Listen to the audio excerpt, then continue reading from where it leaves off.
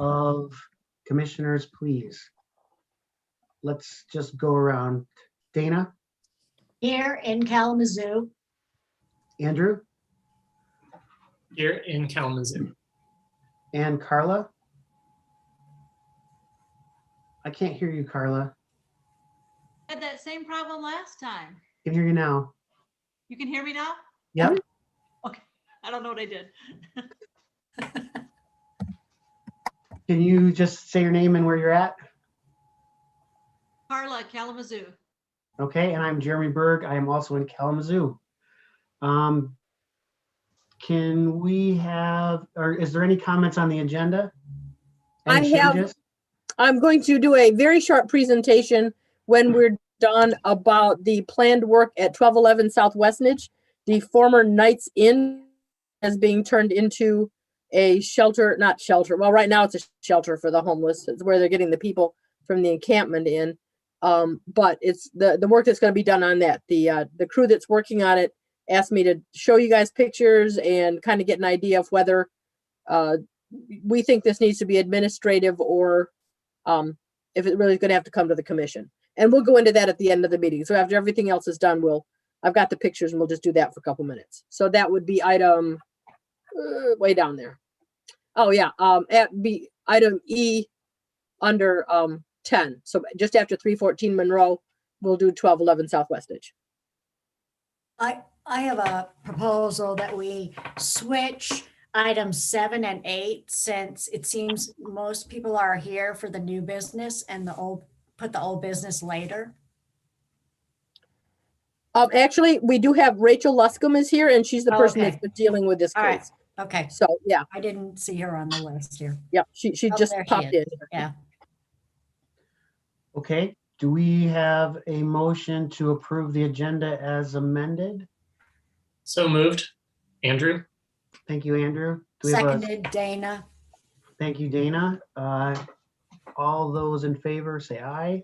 Aye. Aye. Any opposed? Hearing none, the agenda is approved. Do we have any guests who are not on the agenda tonight? Okay. Do we have any public comment on non-agenda items? There are no general comments at this time. The anticipation, because I feel like there's comments, so we never have comments, so I don't know, hopefully it's good. Let's see, disclaimer. Sharon, would you please read the disclaimer? I'll be happy to. Chapter 16, Section 22 of the City of Kalamazoo Code of Ordinance states, historical preservation is a public purpose. To serve that purpose, the Historic District Commission is hereby charged with the following responsibilities. A, the Kalamazoo Historic District Commission is empowered to regulate work on the exterior of historic resources and non-historic resources in historic districts in the City of Kalamazoo, and shall otherwise have all powers invested in historic district commissions pursuant to the Local Historic Districts Act, MCLA 399.201, 1970, PA 169 as amended 1992. B, to regulate work on resources which by city ordinance are historic or non-historic resources located within local historic districts, including but not limited to the moving of any structure into or out of, or the building of any structure in an historic district.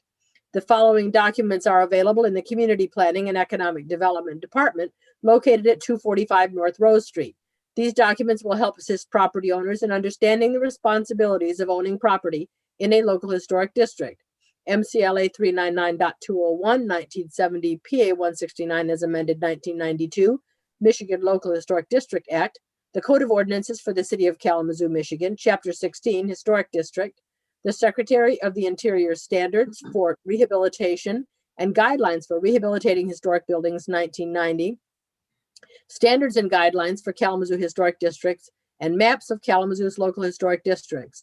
These documents and maps are also available on the City of Kalamazoo website at kalamazooCity.org/historic preservation. Thank you very much, Sharon. I appreciate it. All right, let's get into the hearing. So old business is up first. 816 Normal Court. Please. I'm going to present the share case. screen. And yes. share. Okay. Sorry, I gotta scroll to the, so normal court is a case of what we think is demolition by neglect. Now, under City of Kalamazoo Code of Ordinance and our state enabling legislation, the commission can find that there is a case of demolition by neglect, based on the things that are on the cover sheet for the case. That neglect in maintaining, repairing, or securing a resource that results in deterioration of an exterior feature of the resource or the loss of structural integrity of the resource. This could be something, in some cases, as simple as a car runs through an intersection and knocks out part of a porch and no repairs are done, and so the porch continues to deteriorate. Or as in the case of this building, this house, it could be a case of just lack of maintenance, work done on the house without permits or without Historic District Commission approval. I'm just trying to get to pictures here. And then slow deterioration over time. I've given you a fairly detailed accounting of all the history of this house, which has been part of my life for over a decade and a half now, well over a decade and a half. Oh, I'm sorry, I didn't realize it was this long. Come on. And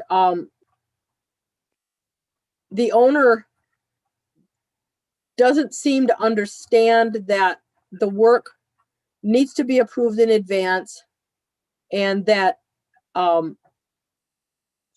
he needs to have not only Historic District approval, but he needs to have building permits to do things. And it's just, and he does not seem to have the resources to be able to do the work that clearly needs to be done. The problem now is this is pretty much the condition of the house right now, these 4 pictures. There we go. The siding has been completely stripped off of both sides of the house. At one point in time, most of the windows had been removed.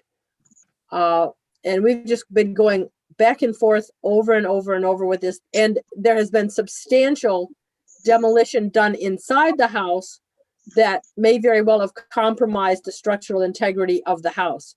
If you took a look at the architect's specifications and what work needs to be done before, it would even begin to be able to get to get a building permit, it would have to be done.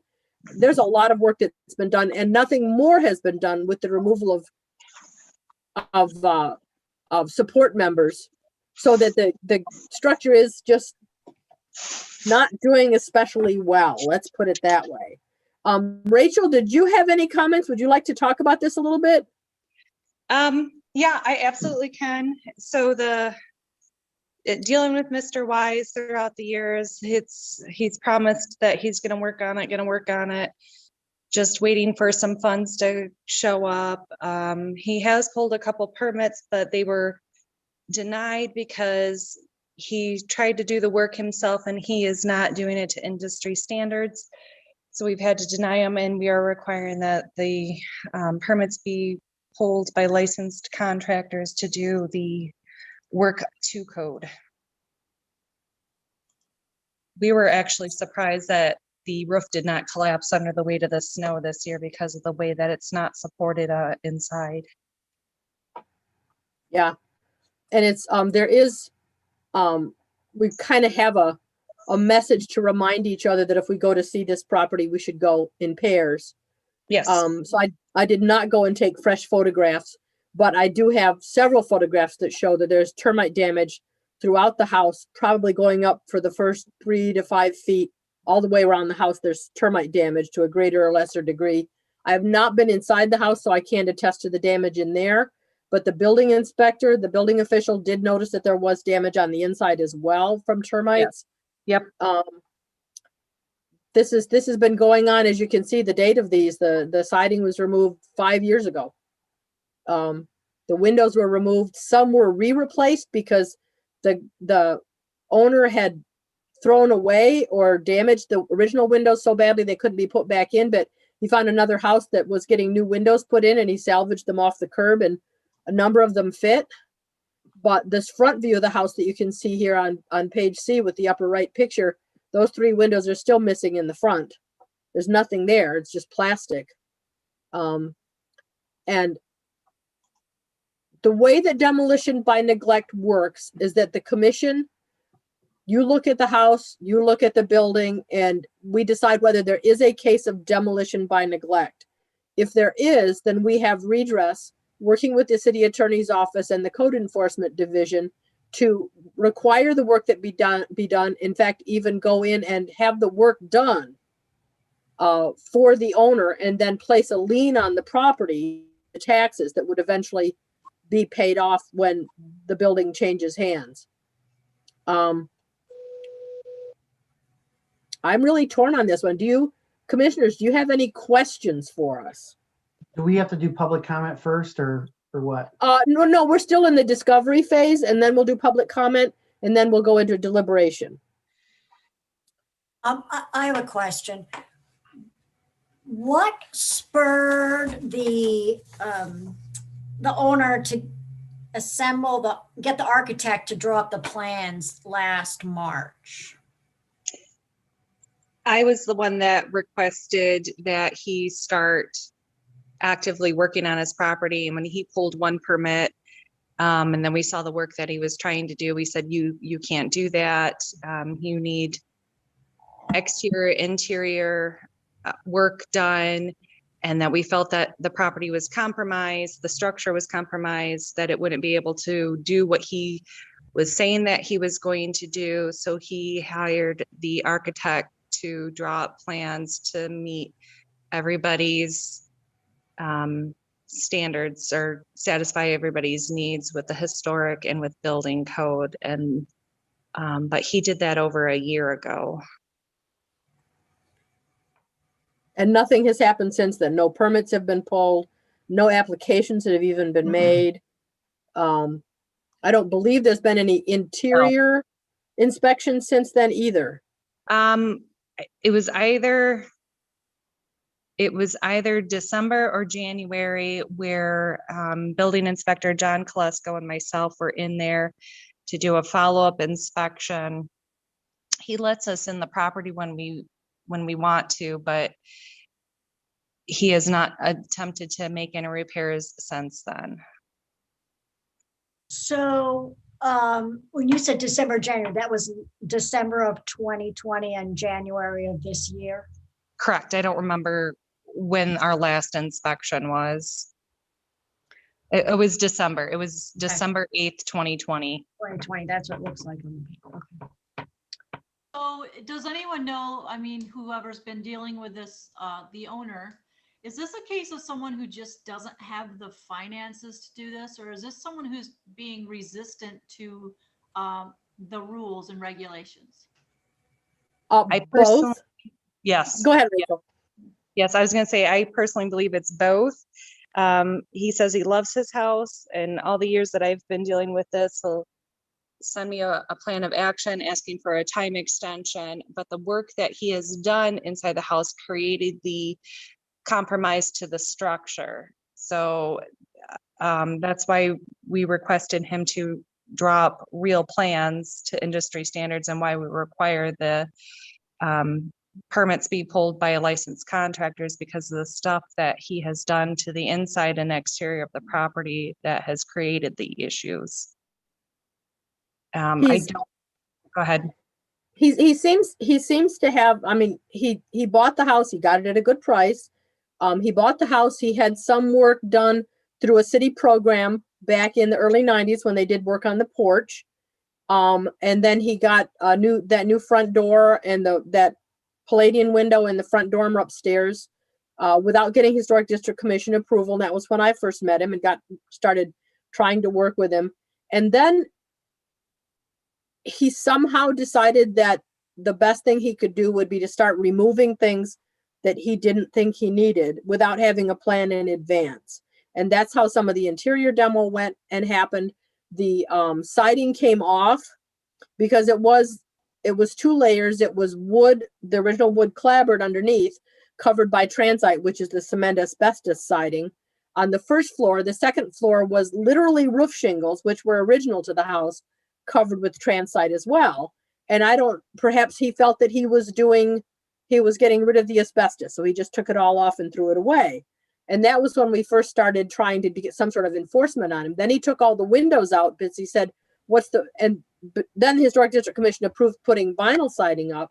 Then he took all the windows out because he said, what's the point? He wrote a note to the city of having new siding if all the windows are junk. And the windows, by the way, were in actually pretty darn good shape.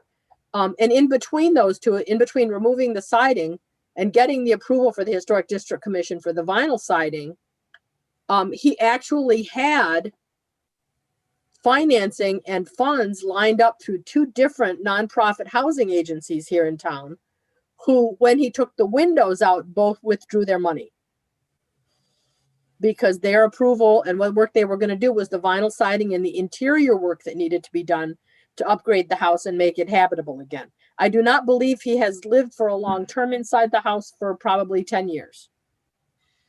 So that was gonna be some of my question. So the house is vacant? The house, yes, it's vacant, and Rachel and John report that there's an RV behind it, maybe where somebody's living. It's a pop-up camper that he denies that he is staying there, but the evidence around the property and the neighbor complaints, and there's a generator as well, that all lead to make me believe that he is staying in the camper, even though he says he does not. Okay, so I just got a couple questions, maybe they're more procedural questions, but is the house been condemned? The house has been condemned for years. I don't remember what year it was condemned. Okay, and how does it get here, Sharon? Like is the city asked us to look at this, or you feel like it's time to look at this, or how does it get here? It's kind of both. Rachel and I have been watching this property and working with it for years and years to try to get some kind of forward progress, get some of the work done so he can live in the house, and we will still have the house in the historic district. It's just the city is this request came from Rachel and the enforcement team, and I agreed with it because this is going to give us one more piece of leverage that we might be able to use to get him to move forward, and might even be able to help him get some assistance because of this action that he might not otherwise go for. Andrew? So I'm looking at our options, commission action options, and sort of option A versus option B, and option B being that we would do a site visit with three of us, the owner and the coordinator, to determine the scope of the work. I'm just kind of looking at what it is that we can do here. I personally don't feel like my presence on site would be helpful in determining scope of work. I'm just going to put that out there, that I don't see that would be something that would be. It seems like a lot of work has already gone into evaluating this home multiple times, and that there's a pretty good idea about what needs to be done in order to keep it safe and standing. I would ask then, I guess, my fellow commissioners, if anybody feels like they would have, and really, Jeremy, I think I'm looking at you, the expertise to go on site and have that be a worthwhile use of time. Because if not, I would be willing to, after reading all of this and then hearing your discussion, I would be willing to move to option A, but I'd be curious to hear other perspectives on whether a site visit would be helpful. I would, if we did a site visit, and I think in part that would be to impress upon the owner how important it is that something be addressed because of the attention it's getting. I would also suggest that if John Mitchell was available, that he come, if that was the choice that the commission wanted to make. So yeah, so I guess I'm asking do we gain anything by going with option B that option A does not afford us? Or is it helpful and maybe expedient for us to just go ahead and move with option A.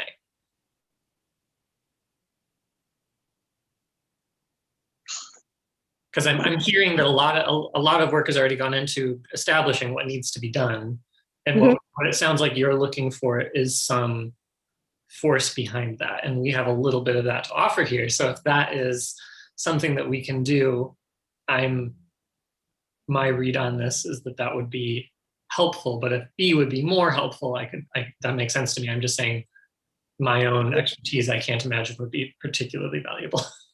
Well, in my opinion, I think that option B would show that we have, as a commission, done every bit of investigation we could to make a fair decision.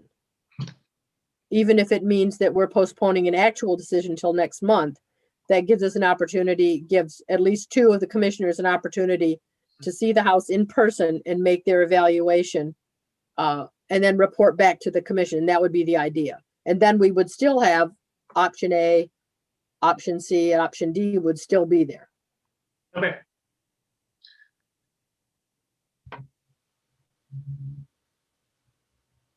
There's nothing like seeing it in person. I mean, really.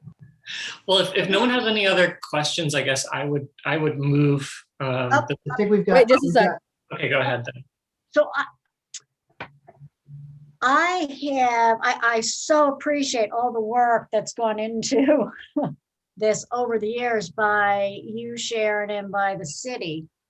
I do have a little bit of a concern placing weight on the fact that in last March, you had an architect drop these designs and hasn't done anything since then, since I know from my own experience that a couple things, it was difficult during COVID-19 to get people to come to look at projects. There was a shortage of materials. We had a number of contractors lined up who said, I could come out, but it's not going to make any sense because I can't quote it because the material, there's a log on the materials and my quote wouldn't be any good because they're not going to come in. So I'm a little hesitant to place too much weight on that last year's not doing anything. So if we were going to do take time out to go and look at it, I would also be interested in knowing if the owner made any attempts to move on his proposed architectural redesign and work. Good point. Yeah, I think that's a great point, Dana. It kind of gives him the benefit of the doubt. Maybe the actual pressure point of getting something to happen, you know? So I think before we do motions, we need to find out if there's public comment. Is that correct? Yes. So do we feel like we're at that time? Yes. Great. So is there any public comment on this case? There is no public comment this time. Wait. Laura. My name is Laura. I'm here for an item later in the agenda, but since my husband and I have restored a lot of historic homes, I think everything that's been said so far is accurate, and I do also agree with the pandemic impact. We were doing a renovation, and what should have been 2 weeks turned into over 4 months, and it was just simply a bathroom. Like, it was just a small, it wasn't nearly as big as this house. And so that, I think, does really have some merit. Also, I don't know this person's situation, but it sounds like that they really do care about the house, and they do need to be brought in alignment with historic codes. And so even though I like the look of the front door, if it's not, respective to the code, then it can't be accepted. So it seems like this person, it almost seems like there's some sort of communication issue on that person's end. And I'm wondering if there's any other person who can help convey the needs. I don't know if there is such a, I'm thinking of social worker or somebody who maybe can get through to this individual why it's important that they do what the commission is asking that they do. 'Cause it sounds like there's some sort of short circuit there, and that's my only comment. I have a comment for that, though. I have called Adult Protective Services several times to try and I always say I speak code, and it's hard to translate to people that the general public that don't speak code. And he doesn't meet that requirement for Adult Protective Services, and tried many different areas to have him work with people, and he hasn't always been truthful to the different services, and so then they close a case. And the charge of this commission is the house. Yeah. And to serve the house, we need to work with the owner. So that's the key thing here. So Sounds like everyone's tried everything they could possibly try. Okay, so it sounds like we've had comments. Is there commissioner discussion that wants to happen? I personally feel like it'd be worthwhile to do the site visit. I agree with what you said, Sharon, that after that point, if we are moving on demolition by neglect, I think we've shown that we've done all our due diligence. That's my personal opinion, but I'm open to other opinions as well.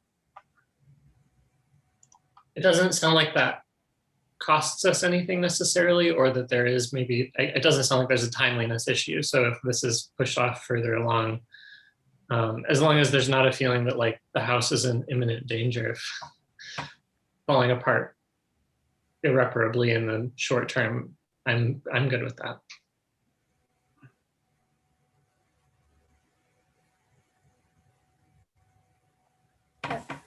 Was there a new roof put on pursuant to the 1999 permit? yes, Okay. so the roof is about 21 years old. Okay. Oh, Sharon, the 90s were yesterday. Don't tell me that. I know. Well, it dismays me that there are no collar ties of any kind left. I think the roof may be all that's holding the house together. So,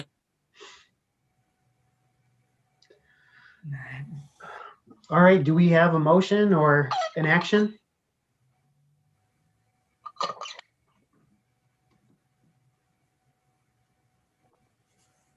Sure, I will move that the Historic District Commission finds that the house at 816 Normal Court is threatened with demolition by neglect. The commission will schedule a site visit with no more than 3 commissioners, the owner and the coordinator, to determine the scope of the work, including but not limited to the exterior cladding, windows, front steps, and rear entry. The site visit will take place between March 17th and April 13th, 2021. I want to note that says March 177. yes. The proposed work will be reviewed at the April 20th, 2021 Historic District Commission meeting, and a date for completion will be set. If the owner does not complete the necessary repairs within a reasonable time, the commission or its agents may enter the property and may make such repairs as are necessary to prevent demolition by neglect. The costs of the work shall be charged to the owner and may be levied by the city as a special assessment against the property. The commission or its agents may enter the property for the purpose of this section upon obtaining an order from the circuit court. Thank you, Andrew. Do we have a support? I'll second that emotion. Thank you. But that was Dana, right? No. Oh, Carlos, sorry. I'm on like a weird screen. I can't see everybody, so I apologize. Any discussion before the vote? Hearing none. Casey, could we have a roll call vote, please?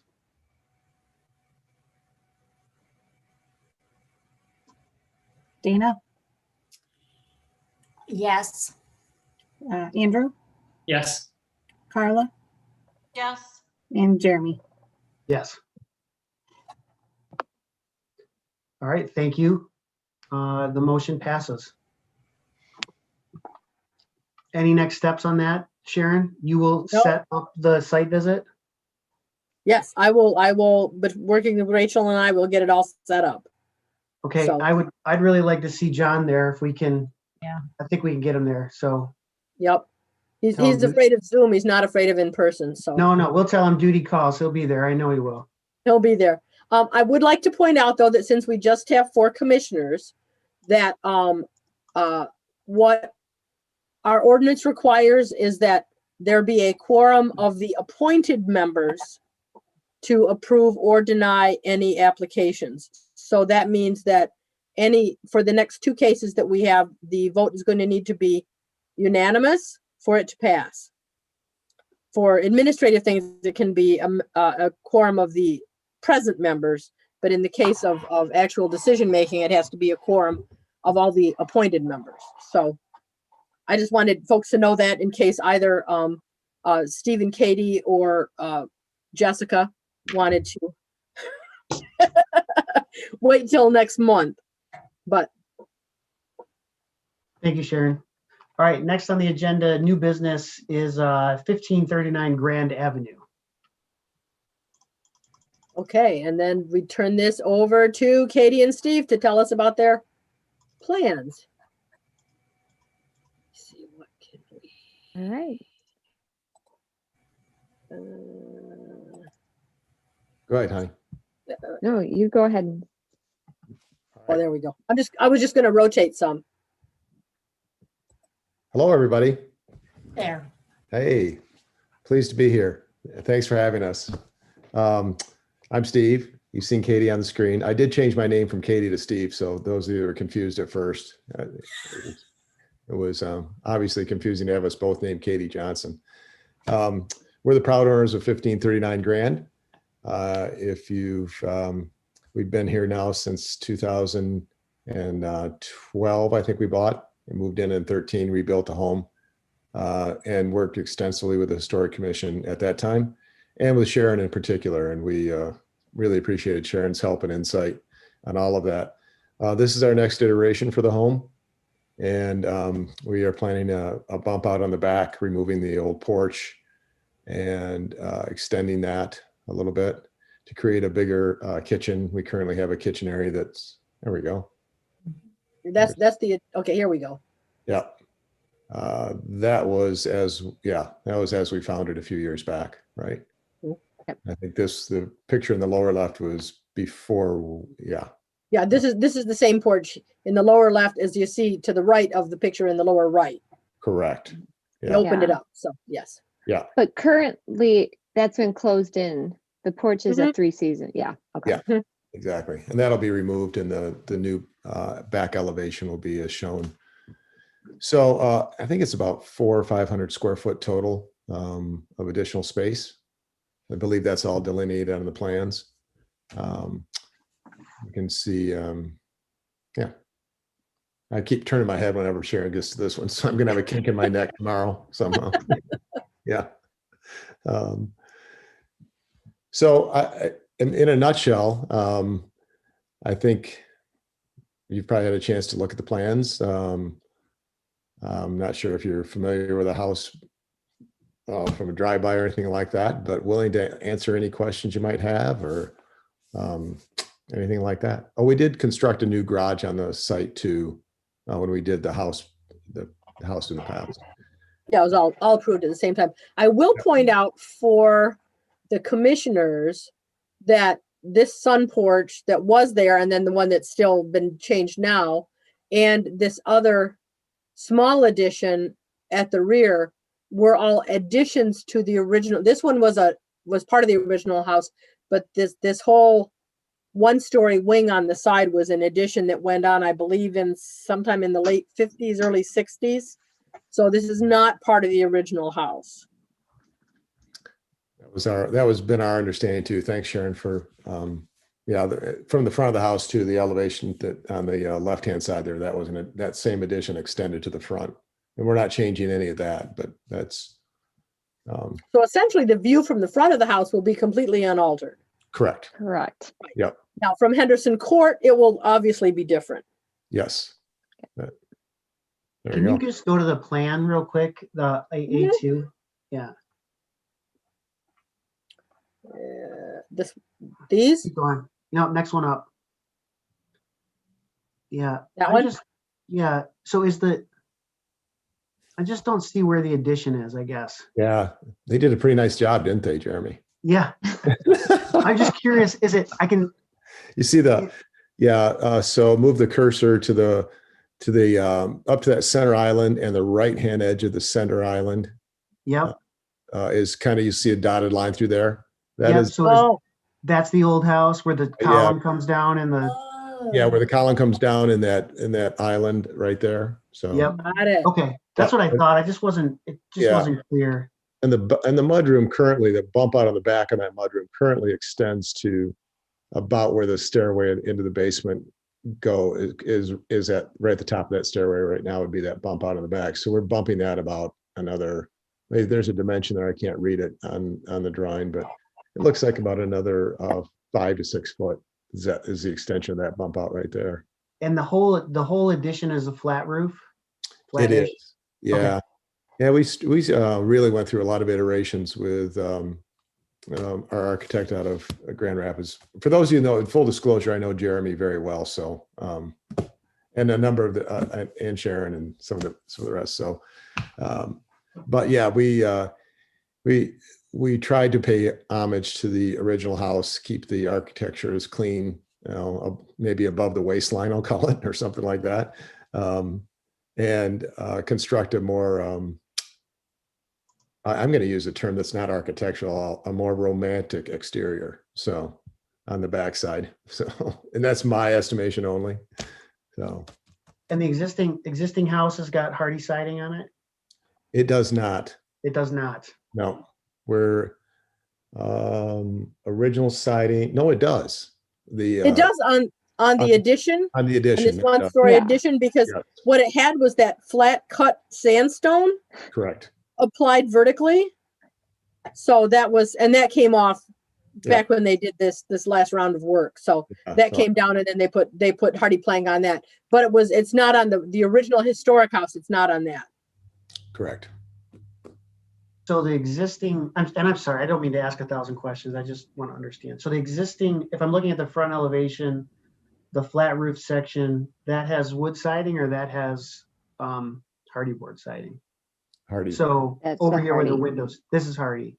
Yep. So the hardy goes all the way sort of south, Yep. west, around, and then somehow it ties together on the north of this page. The north of the page is where your cursor is now. Yeah. Well, I mean, so the south, the part of the drawing that's on the top of the page, the Yes. siding, the hardy will butt into the wood. Yeah, there'll be a transition. Yeah, right about where there's a doorway and a small cantilever awning over that door. That door comes out, and then there'll be a transition to the new siding at that point in time. So there's a kind of a cutoff on where that mudroom currently is to add on to it. Yes. Okay. Yep. And then, did you give any thought to sort of extending the wood siding at least to that corner, or? well, we have not actually made that decision fully yet because we haven't gotten that far in the drawings, Jeremy. So Okay. that could be, if we can salvage some off the back, then we can make that 6 foot transition there to keep the siding on that side the same. Yeah, well, because I mean, you've got siding like right here from this corner, Correct. a little bit of it up to the bay window, and then a little bit of it right here, That's and the rest of it's windows, and then below the windows. Right. So it's really not going to be much siding No. per se, except below the windows. Right. So. And, Okay. and keep in mind that the change in material, especially if it happens at a corner, is a way to differentiate the old original construction from the new. Yeah. Yeah, I'm just wondering about where the wall planes. So at the top of this page, it just might be nice to tooth in that wood along that face, and Mhm. I'm fine with the hardy on the other parts, to be honest with you. So Yep. So I see you're talking about that elevation. right there, go Right back there. up. Yep. Back up. right where that lot, keep going, right there where that break line is, where it Right says there. new and Mhm. existing. Oh, right here. Gotcha. Yeah, that's all I'm Yeah. saying is if that's gonna be wood to the left of that line, it might be nice to Yeah. salvage some siding and tooth it in there, that's all. Absolutely. No, I think that yeah, it says, we've got a note on there, it says new siding to match existing. Yeah, So Okay. that's the intention is either salvage some when we move some off the back, or absolutely go out and get some new stuff for that elevation. So what, and again, I feel like I'm asking, what is the trim? Is the trim hardy or wood? So like around the windows? no, I think the trim is wood. Okay, Yeah. so that sort of belly band that we're gonna tie into on that right elevation, Yeah. that would all be wood? I am gonna say wood, yes. The windows we've replaced in the house, which we did at the last iteration, were all Pella woods, but they're trimmed in wood. So, Okay, Yeah, Yeah, I'll just quick bit of history for you guys. When I first encountered this house, the developer had bought it and an investor had bought it and had taken all the windows out. So we, except in the attic. So we were faced with, okay, and it worked out in the long run. In the long run, we have since given that guy awards for doing great work on historic houses. So that's why all the windows are replacement. This is one of the few houses that has mostly replacement windows in it. So great. Are there questions from commissioners?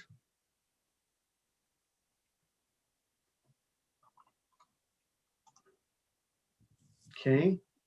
Do we have any public comments on this case? There are no public comments at this time. I'm gonna be disappointed if we get to the last case and there's no comments, because I felt like we were building towards comments today, so.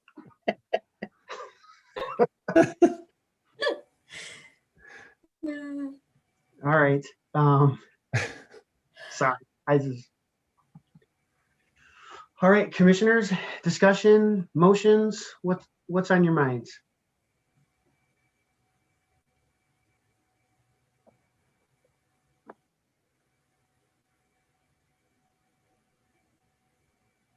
I'll make a comment. I, from the drawings and from what I can tell from the drawings and the renditions, it looks like a nice meld of a new addition with an existing architectural structure. So I don't have any problems with that. And the second reason I don't have problems with it is because it is on the back of the house. Yeah, and I think just to remind everybody too, I mean, the Secretary of Interior Standards wants to have a delineation between the new and old. And I would agree that I feel like this is a nice, it is new, but it is sensitive to what is there. I think that that's important.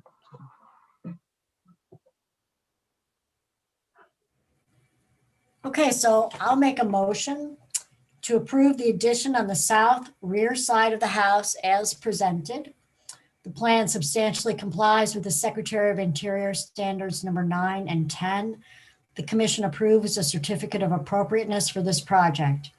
Approval of any final details to be delegated to the Historic Preservation Coordinator. Thank you, Dana. Do we have support or a second? Andrew, I'll second. Thank you, Andrew. Could we have a roll call vote, please? Andrew, Yes. Dana, Yes. Carla, Yes, Jeremy. Yes. Thank you. All right, the motion's carried. Sharon, you will send out a letter if I remember. probably tomorrow or Friday at the latest, you will get the approvals and then you can start whatever you need to do for building permits. Or whatever you need to do next. thank you so much. We really All right. appreciate it. Thank Yeah, you, thank guys. you. Yeah. Appreciate it. Bye. All right, I think this is our last case, 251 East Michigan Avenue. Oh, we got one more to slip in, don't we? I forgot. Yeah, after this, yeah, that'll be a Yeah. consultation. Yep. So this is, see, I did get some pictures of the back. Okay. This is between the Main Street East building and the new Catalyst Development building that faces North Edwards and Water Street. There is an alley that used to be called Whiskey Alley way back in the day that is going to be an activated space for all sorts of events. I'm not sure I remember everything that they're planning, but it'll be kind of like Bates Alley, but without the sunshine. And in order to mark that, the owner, which is Traystar Development, wants to put up a pillar sign like this. It'll be an illuminated sign. And I really like this. In the alley here that leads from Michigan Avenue to the Haymarket Plaza, they want to put just some nice illuminated letters, right? Basically, on top of the arch pieces that are already there. And because this is such a highly visible public location, I just really wanted the commission to weigh in on this. There used to be a building here that's been gone for quite a long time. But yeah, so did you want to say anything about the signs? Well, I just wanted to say the vertical sign is the same sign that's on the other corner of the building, right? That says Main Street East. I was noticing it today. It looks the same, right? Yeah. There we go. Yes, there's the Main Street East one there. Yeah, so really similar. Mm-hmm.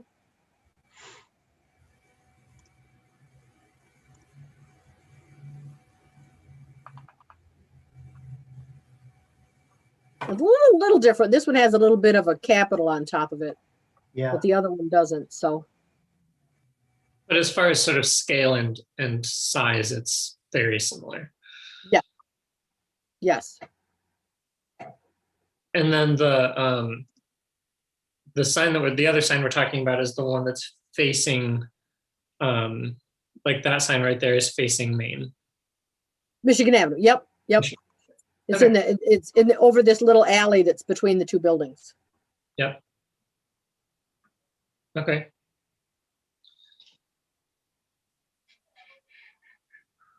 It all looks very nice. Is the I should know this, but is the structure there already? Yes, they are, right. Those are already there. Yes. These bracket thingies and those bands. I think there's been at least 2 iterations of something between these two buildings since the building on the right, the Main Street East building, was developed in the early 1980s. That's one of the reasons we have the Haymarket Historic District. One was because it was a tool to keep the overpass from being built that would have destroyed everything up to this corner, almost up to this corner, in order to keep people from waiting an extra 4 minutes for a train. And the other was because the people who had bought this whole block of buildings, these Main Street East buildings, wanted to be able to use the historic preservation income tax credit to rehab the buildings. And they did. And they've done a wonderful job. This building here is the only Louis Sullivan building in the state of Michigan. So it's, I didn't know that. That's cool. Yes, it is the only one. And not even survive. It's the only one. So, and it's in one wonderful shape. They've done good work with it. So, anyway, so so the alley is right here. Yep. That's the one with the bricks paving, and this is the one that'll be the activated space. So, and it could be a lot of different things happening there. It won't. Right, and where the parking lot is now is a new building. Correct. Right, the Almost. building is under construction, so. It's close to done, I think. So, yeah. Maybe. We could ask Steve that, but he's gone. I've been told July occupation. Nice. I think the signs look great. Personally, I'm into them, but I can tell you, if it makes you feel better, if size is a concern for sign number 1, meaning the blade sign, is that it is actually about 3 or 4 feet shorter than the Main Street East sign that Sign Art did manufacture a number of years ago. And we just felt that it was proportionally, this was better because of its proximity to the grade as compared to the Main Street East sign. But they're very similar in feel and will be perceived as such as very similar in feel because of the proportions of everything. TraStar has been working on this component of this building and the Haymarket Plaza, Whiskey Alley, whatever you want to call it. They've been working on it probably with me for over a year. So they're very excited to get started on this. They're really anticipating a fun tenant mix along Whiskey Alley. And now with that, COVID hopefully behind us, they're very excited to be able to market this space. And they feel the signs are really needed for them to be able to do that.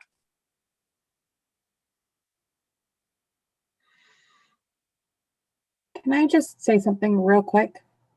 Could I get your name, sir, since I don't think you're Jessica Andrews?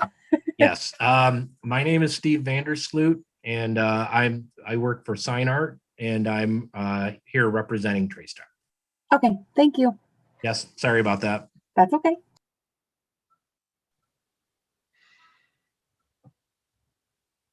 All right. Is there any public comment on this case?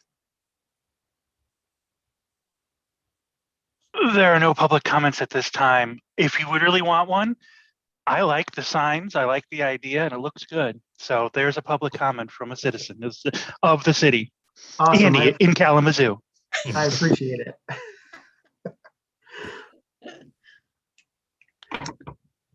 All right. Any commissioner questions, discussion, motions?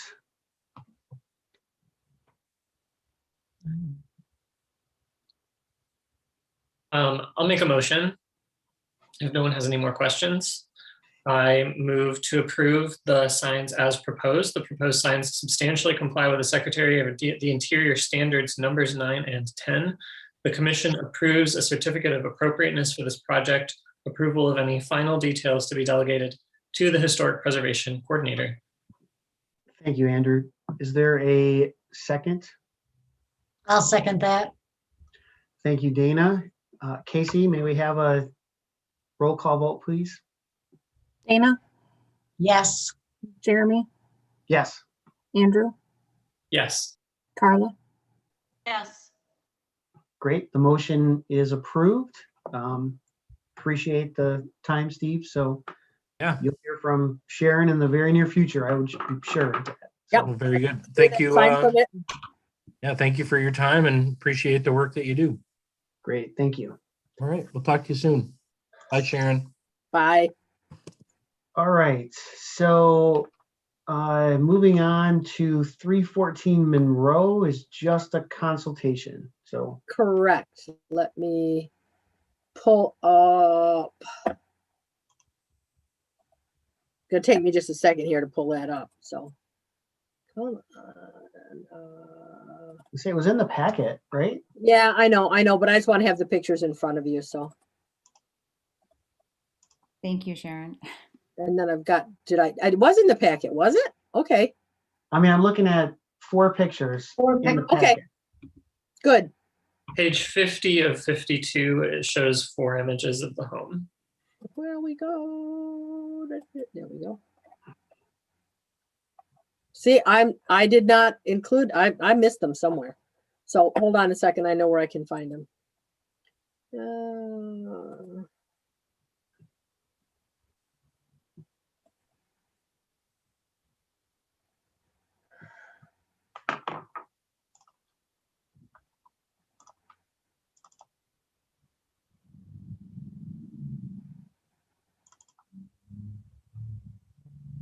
Bingo. Here we go. There, now we can see all 4. Okay, so Laura Livingston McNellis is here for this. This is their home. This is the way the front end has been configured since what? The 1980s, Laura? Yeah, right around 1985 or 6. Okay, and this became a historic district in this area in 2007. So the way that works is that means that it's not, that this work is all, it's the way it is. And then, but Laura wants to and the family wants to make some changes as they move forward. You want to talk about it a little bit, what you want to do? I do have the samples you sent if you want to see those too. That would be great. Yeah. So, and I also, I don't think I don't know if I sent you, Sharon, the historic photos that the previous owner had given us, but Oh, yes. yeah. So basically, what used to be in the 3 panels of glass was a front door on the left and then a window somewhere in the middle of those other 2 panels on the right. And that's essentially what we're going for again, with a few differences. One, I'd like to move the door a little further away from the corner because you jam your shoulder into the mailbox when you're standing there. So that's an issue. And then we wanted a window in there so that we could, have light and have air, but a little bit more privacy and better insulation. That's one of our biggest motivators because this door and these panels are very drafty and huge heat loss there. I guess that's it for a moment. I don't know if there's other. I'm just going to quick pull up the historic picture that you. There we go. There. So this is the way it used to be there. Yeah. So the front porch was put on, and you can see the brown wood and the railing and everything. That was like in about 1985 or 6, right when I started college. They started work on this, and so they added the little porch decking and then the rounded brick steps between the 2 wooden rails, whereas it used to be those white steps that was just a simple rail in there. So, and this space that this door is leading into was originally, my understanding is it was originally just a screened-in porch. It was an outdoor porch essentially. And so this was the previous owner's effort to make it an all-season room and essentially gain some additional footage in the home.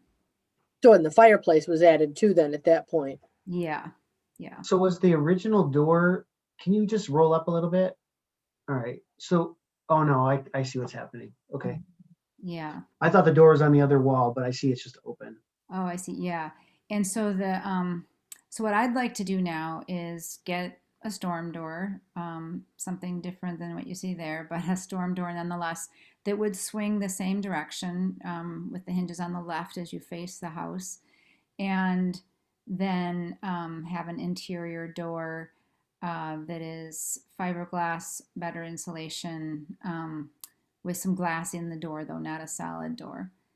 And then we would have some additional like siding, between the door and the window, the new window. And then I had shared some options for possible windows. I'm interested ideally in an awning window, if that would be permissible, for a few reasons. One, I would love to have the window open even when it's raining and not worry about the rain coming into the house because I just really love fresh air.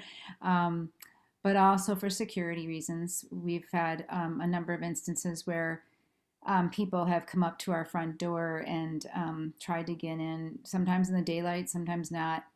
But I just feel a little bit more secure if the window was such that a person couldn't, just easily get in. So an awning window would be, ideal in my opinion. But I don't know if that's acceptable. I did want to remind the commission that today this is a consultation just for Laura and her family to get some ideas about what might be possible. We won't be making a decision on this. This is just so you're aware of the situation. This house has been so altered that it's probably, I'd have to go back and check the survey, but I think it's considered a non-contributing house.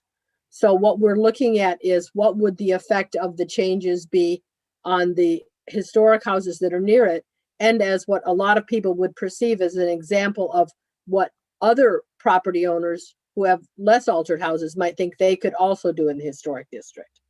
So we're talking about the impact that'll have visually as well as inspirationally. Each case is its own case. Correct. So I have a question then. Hi, Laura. Good to see you. Hi there, Andrew. Good to see you. So Sharon, can you remind us then what would our options be as the commission for a non-contributing structure in the historic district when we're talking about making these kinds of changes? I mean, aside from, obviously I think there's a few people in this group who can give some really great advice about what would look good. As far as approval by us, what are our, I guess I'm asking, what's our lane here? I'm trying to remember how this works. Once Laura and her family make plans for what they actually want to do, we would just be up or down with it, but it might very well be a decision we would not allow on an unaltered house. So it's, in other words, there's a little bit more leniency because the house has been so altered over time and long before it was a historic district, that it gives us a little bit more leeway to make decisions and allow things that we might not allow in another house. This is, I guess part of my question was, is this something that sometimes would be, especially if the applicant's been working with you and has brought ideas to us, is this the sort of thing that might sometimes get administrative approval, or is this the sort of thing that's almost always going to come in front of the commission? If it was on the back of the house, I probably wouldn't even have asked Laura to come and talk to us at all. But because it's on the front and because it's so visible, every time you turn the corner from Lovell onto Monroe, you see their house because it's so visible. So partly that's what I'm taking into account with asking her to come to the commission for, for review and approval for the front of the house mostly. So, yeah, so there's a lot more flexibility on non-contributing resources that are much altered. What you don't want is, let's say that the original door was there or something close to it, or maybe it had been made larger or something. And what Laura wanted to do was to do what is there now, which is the triple thing. We probably wouldn't allow that. But since it's already there, then we can allow something that takes it a little bit closer back to what was there originally is what we'd be looking at. So, yeah.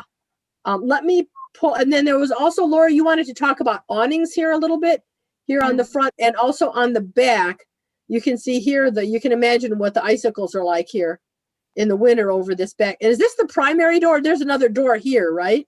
Yeah, the smaller door actually goes into essentially a storage space. At one time, it was also an exterior porch. It was just a screened-in area, and then it was enclosed at one point by the previous owner's mother. He was a second generation living. We're only the fourth owners in 115 years or so. So they were there a long time and changed it a few times, but that door now essentially goes to a storage room.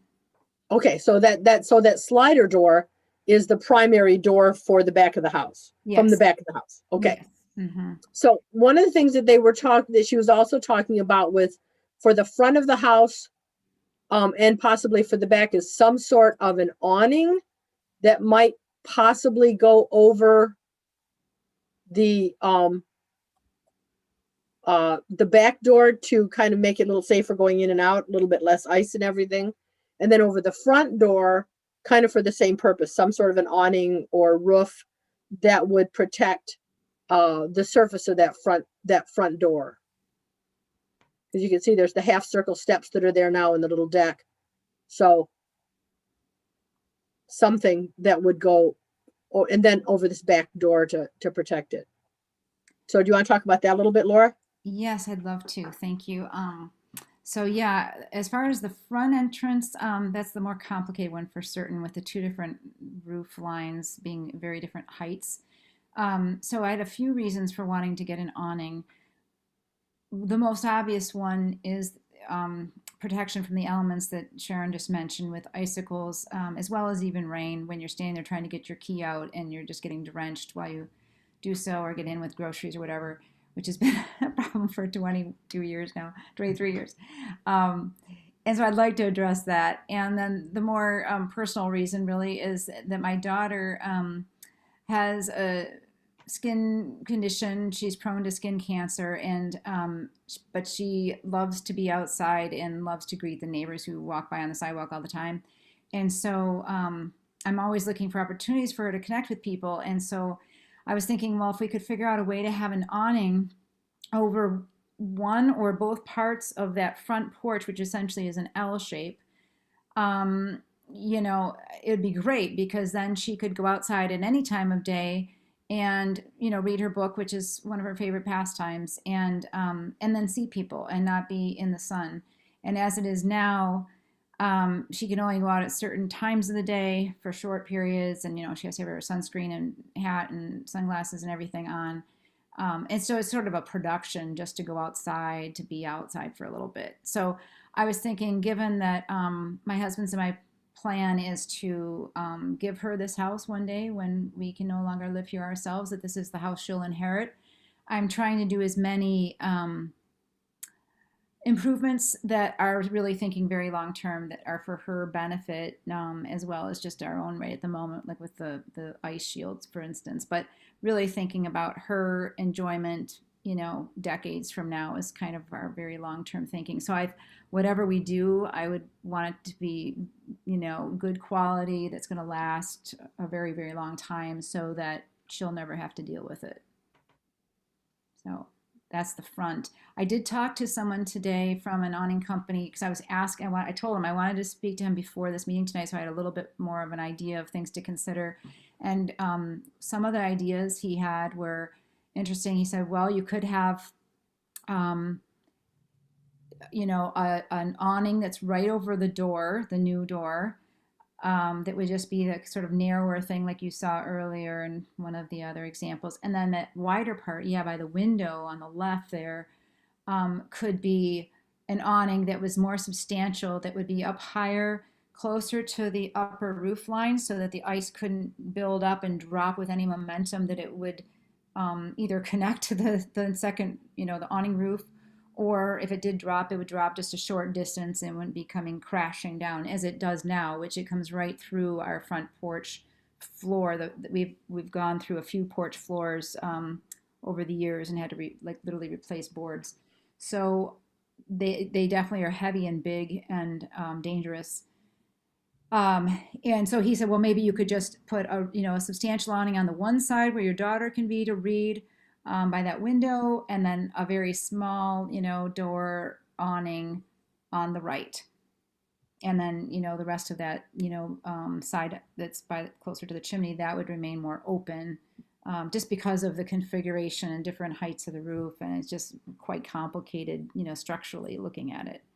But I also don't know what, again, the commission would think of that, because it's, two different heights and two different pieces of awning. I guess they'd have to be attached at different points, I don't think I could think of a more complex place to try to put an awning. Yes. It's just I keep trying to envision something, and it's really hard. So yeah, I mean, I think Andrew was hitting on it with it being a non-conforming house. It feels like there's a lot of leeway. For my just 2 cents is, I would almost look at thinking about it as more of a porch that you sort of bend from the roof line, the upper roof line, and then have it meet the corner of the lower roof line, and then kind of fill it in. It's hard to describe but if you came to me and you were like, I want to design a roof for this, that would be where I would start, which could look pretty handsome. And fit, with the roof coming down and then bending, it kind of could fit that bungalow style a bit. But I don't know. I feel like you do something sensitive, which I think you're going to. The house is the house, so I'm not worried about a precedent, because we don't work that way, right, Sharon? I mean, correct. No decision is precedent setting. The neighbor might think it is, but that's sure. Well, I'll be off the commission by the time they comes up. So correct. Sharon, if they decided they wanted to do something like, say, attach a pergola to the deck itself that had you could put a temporary covering on in the summer or something along those lines, which obviously doesn't address all the problems, but I'm thinking just kind of, since this is sort of an academic pursuit here, is that something, again, that the commission would need to approve if they were going to attach a pergola that didn't necessarily attach to the home, but attached to the deck and the kind porch? Of almost as if it just sat on the deck. Right. That would, if it was removable in the winter, although that would not give the protection they were hoping for from the snow and ice, that would be something I could approve administratively. Or it Right. might not even If need it approval was- depending on the design. So Even if it was something that was more permanent, I guess my question is if it's not if it's not permanently part of the architecture of the house, if it's something that is, something that's attached to the porch, I'm just curious if that's something that normally we would need to approve or not, given that it's the front of the home. it really depends on what it looks like, Yep. Okay. what the That's materials what are. I assumed. I was just curious. I mean, you can see that the house here, it has some awnings on the side of the house, on the south side of the house. And those could be, they're already there, but that sort of addition can be administrative approval because it's just a few screws and it's gone. It's temporary, not really temporary, but it's totally removable. And if something in a similar vein, not necessarily like that exactly by any means, but in a similar vein was concocted to go over the front porch, could probably be an administrative approval. I think we'd probably want the commission to review and approve whatever happens with the front, that triple front door. Because that's going to be either a window and a door or a door and a window or whatever it's going to be. We'd want to see what's happening there. I think the rest of it might end up being a temporary structure, but. Okay, that makes sense to me. Thank you. Okay. And just to clarify, so I understand the concept, and I didn't catch the man's name who had the idea of the roof kind of bending. Jeremy? Yeah. Jeremy? Okay, Jeremy. Just to make sure I sort of get the concept, it would attach to the higher level area of where the roof is higher and then come down at whatever given angle and then maybe let's see, and then the other side where the door and window would come down and they would sort of meet or something and it would still end up being Yeah. a L? Yeah, I was just saying that you could, if you sort of connected the dots, right? So whatever the old screen porch comes down to a lower elevation than where the upper roof stops. Mm-hmm. If you sort of drew an imaginary line parallel to the big house off of the screen porch corner and then just sort of connected. So your porch, your roof looks like this. I don't know if you can see me. Yeah, I can. So, it comes down and then you just sort of bend it this way and sort of meet the corner. And you could make a kind of a nice little porch out there. I see what you're saying. Have like a column in the corner and then you'd have a triangle of siding on the side. And I think it would look really bungalowy. Yeah. Architectural Well, word there. I But appreciate that suggestion. That sounds really nice. Well, I mean, okay, here's another thing. Could the roof to protect in front of the windows, that part of the porch where she likes to sit, could the roof come out further than the porch deck itself and have like a column holding itself up? So essentially it would be a roof over the entire deck and the steps. yeah, that's what I'm saying. I mean, Yeah. and again, not that, I mean, obviously it's easy to talk, it all costs money, but you could reconfigure the steps to be parallel to the road and sort of make a porch there. Or like you said, Sharon, the column could come down and have a nice looking base to it and hold up that corner. But I think you know what I'm saying, right, Sharon? Yeah. I like those ideas. And then you would end up like the part of the roof that overhangs over the sliding glass door, like you would cut that off, right? So that wall would kind of go up to meet wherever you wanted the porch roof to be, and Mm-hmm. it would kind of knit those two together. Yeah. Mhm. That Mhm. makes sense. That would buy some important footage too. I think that little bit that's over the door, it doesn't look like much in the picture, but I think it might give us, when you talk about kind of like taking the wall upward until it meets the angle of the angle of the roof and taking that up, Mhm. might give us another 1.5 feet or so, and that would make a difference too in just the openness of it all and making it maybe a little bit closer to the higher roof so that it's sort of a meeting of the two Sure. heights. Yeah. I mean, it could be really nice. Like, it's, again, it's easy to say, it's another thing to spend the money to do it, but. Right. Right.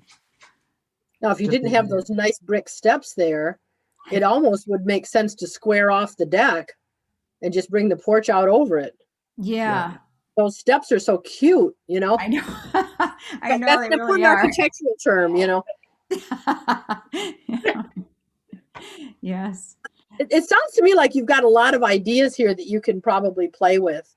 And whenever you're ready, whenever you've got some sketches and drawings and you're ready to come, as long as we've got your application by the second Tuesday at noon, you can be on the agenda for the next meeting. So, Okay. I guess I had a question with regard to the specifics on a door, like a front door. Are the ones the door that I submitted in the email, is that a possibility, or am I just off the mark on?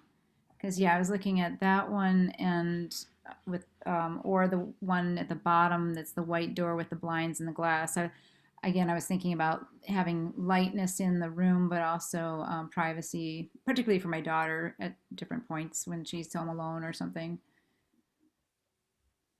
I would have to say that if this was an administrative approval, I would probably prefer the white door with the blinds in it over the oval door, because this is a lot more of a almost 19th century fancy oval door. I mean, it's very pretty, but it would be for a house about 20 years older than yours.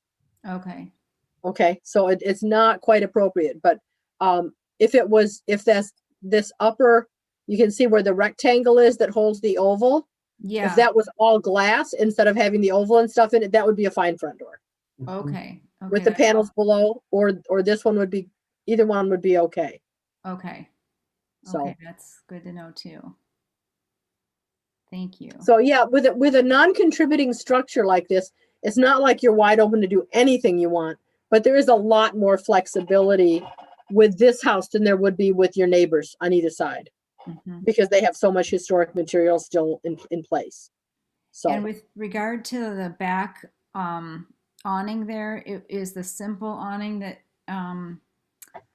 we had in that picture that was just kind of a white, very simple, something like that. Would that be all right? And because I was also thinking if it would help, I could get it painted dark green to match the roof, so it's more of an extension of sorts. But I was just thinking that it would be durable with ice, and it would provide shade for the back door for the same purposes as mentioned already, between weather and my daughter being outside. I like this as an extension, just following that roof line right down. I think that would work really well. Okay. And I kind of like the white. Okay. Because it's differentiating it from the roof. Yeah. I kind of like it because it would be lighter around it and, reflecting the light to keep it for reading and not too shadowy. But if it needed to be darker for whatever reason, I would certainly do that. Okay. Well, thank you. I appreciate. I guess my final question is on the window. Is there any specifics on that I need to address in terms of having like an awning window versus a casement window or anything else?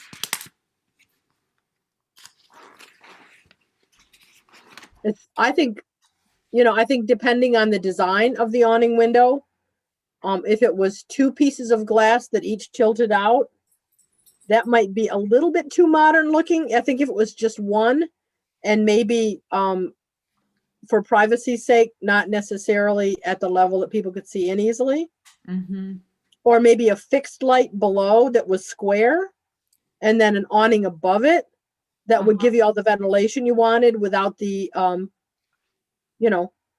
that would look okay, because that would look more like the double hung windows in the rest of the house. Okay. Just the top one would open, and then you could have a curtain on the lower one that would give you all the privacy you wanted, and the venting you'd get out of the upper light. Yeah. Okay. That sounds really good. Well, So- thank you. Thank you all so much. I appreciate it. Okay, so I think that's it for now. And just, let me know if you want to talk or do another site visit or anything like that. And and we can get you running so you're ready to do this work this summer. If you can find a contractor. Yeah, I've got somebody who's kind of waiting to hear back from me. I said, well, it all depends on how this goes. So I kind of half penciled in, I guess. Okay. Now I have a question for the commission. Do you want to see this whole project, or would you be comfortable with me doing an administrative approval?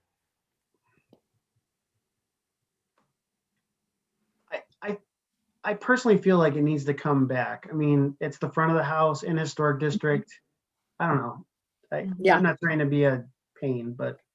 Right. I would like to see it come back just so I could get some experience with non-conforming properties. Excellent. Okay. Okay, great. Thank you all very much for your Thank time and your support. I appreciate it. Excellent. All right, moving on. Approval of the minutes from last month's meeting. Last month was pretty much just training. So any comments or motions? I'll move to approve the minutes. Thank you, Andrew. Do we have a second? I'll second them. Great. Thank you, Dana. All those in favor say aye. Aye. Aye. Any opposed? Hearing none, the minutes are approved. Administrative approvals. Sharon, anything to report to the commission? No, just what's there. It's been not surprisingly, it's been a very, very slow month. So yeah, that's about it. Okay. So now I do have a question. As you can see there, the Historic Preservation Commission, which is the commission that published the book Kalamazoo Lost and Found, finds themselves probably, they think, at the end of the sales life of the book. And we are looking for homes for the books and wondered whether any of you commissioners do not have a copy and would like one. We would like to give you one. I would love one. Yeah, I also don't have one. Okay. I'd be happy to take one. I have one, but the pages are falling out. Why don't we give you a couple, Dana? Then you can leave one for you, and then one you can leave around for your guests. Absolutely. In fact, would you like us to give you some that you could give to guests? Or sell, sure. Sure. Yeah. I mean,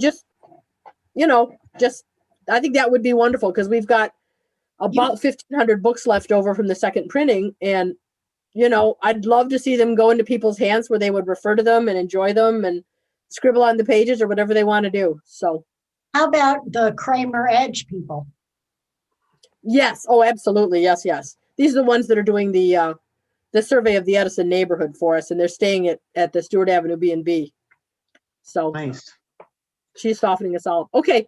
I wanted to talk about this project at, how many of you know the Knights Inn that's down on Southwest Niche? Yes. Yes, not a place you would stay normally, I'm guessing.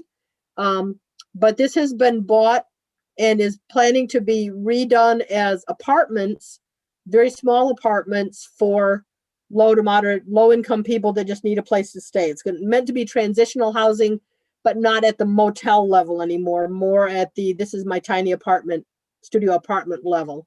They're going to make it into 60 units.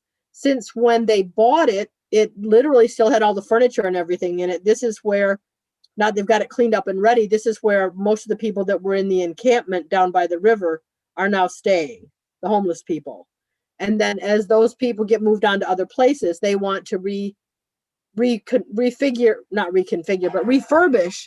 the entire building so that it looks more, looks updated. The building, the late 1950s, was originally a Travel Lodge motel. I told them I was very amused that they're calling it the Lodge House.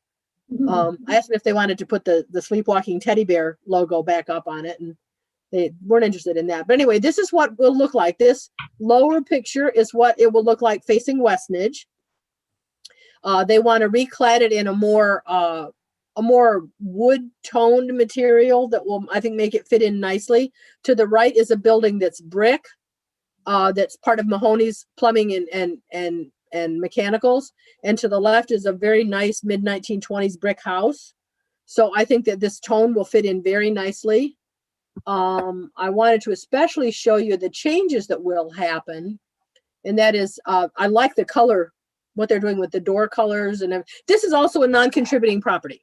Obviously, it's not historic. When the district was created in 1990, it was not yet 50 years old. So it's not considered a contributing resource in the Vine Historic District. And so mostly what they're planning to do is put in new windows, some new balustrades that will be a little bit more fitting than what's there now, which is kind of kludged up a little bit. One of the biggest changes is going to be along the wall that faces south, which is this long wall here. There are currently very few windows, and they're planning to put more windows in to provide more light, so that instead of just having that one window that you usually have in a motel room with one small window at the back that you have in the bathroom, they want to add an extra window in each room so that it will I think it'll be a little bit more inviting to have more windows on that back wall. So they just wanted, now most of these changes to my mind are just very much cosmetic. They're not even, they barely rise to the level of being paint. It's just surface materials. And I did tell them that when they decide on what the final signage looks like, that may need to come to the commission, but it looks here like they've got it. It's going to be pretty simple, and it may end up being a pillar sign or something that's right near Westnedge, but it's pretty simple. I really like what they've done with it, and I like the fact that they're going to be having something very moderately priced for people who really need a place to live. So do you have any questions for the architects? I'm going to send, this is Inform Architects down in the basement of the food dance building. Steve Hassevort and gang. So do you have any questions for them or any comments, or do you think this needs to come to the commission?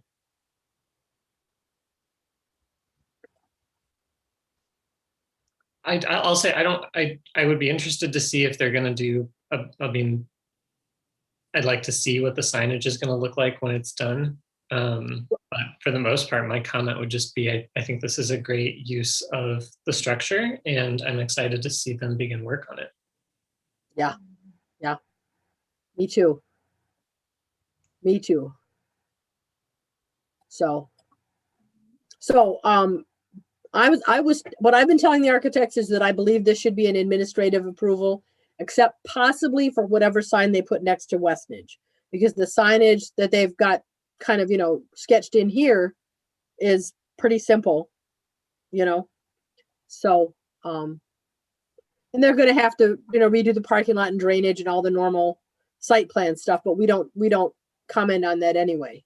And I sit on the site plan review team, so I'm going to see it all. But so comments, no comments or questions? Dana? I don't No? have a problem with it. It has a very mid-century feel to it.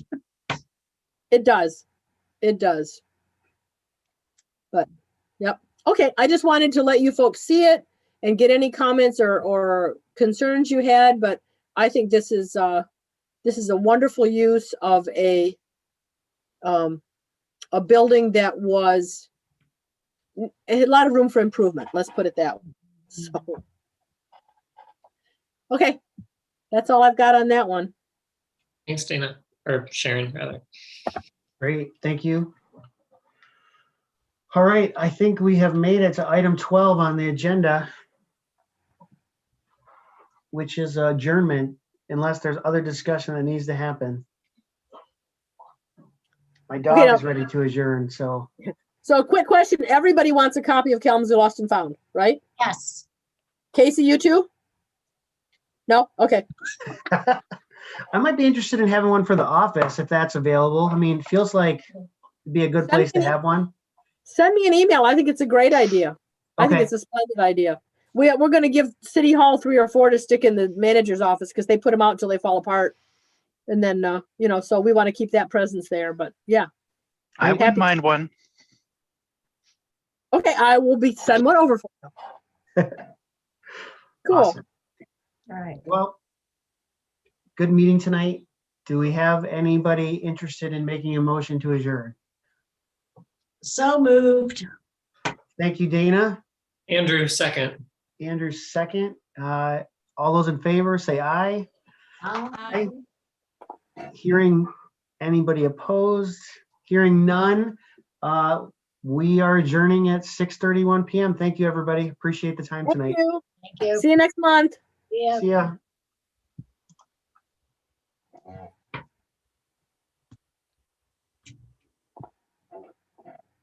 Okay.